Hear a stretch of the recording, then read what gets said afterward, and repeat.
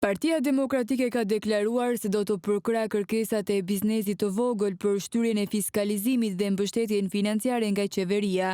Gjatë një takimi me përfaqësuesit e shoqatës së biznesit Sorina Koti, tha se do të kërkojë në komision që në buxhetin 2022 të planifikohet më shumë mbështetje financiare për biznesin e vogël. Kërkojmë që të kemi një vëmendje të shtuar ndaj këtij sektori, jemi në pragun e një miratimit të një projekt buxheti të vitit 2022 nga qeveria Rama, të paketës fiskale. Ne jemi duke i diskutuar në mënyrë intensive me grupet e interesit në përkomisionet në kuvend.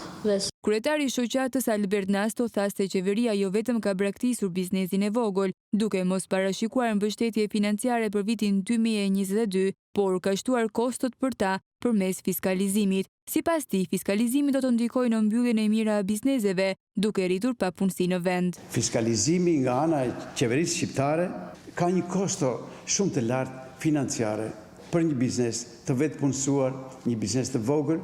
Kjo kosto financiare shkon nga 1.000 euro deri 1.300 deri në 2.000 euro. Për shkak se që nuk e blen dot, do mbyllen me mira biznese, do ketë gjoba të tilla që ne kemi parashikuar që do falimentojë rreth 65 deri në 70% e biznesit. Pushteti lokal nuk ndihmon, qeveria po gjithashtu nuk akordon në paketën e re fiskale të 2022-shit, nuk akordon asnjë ndihmë për biznesin.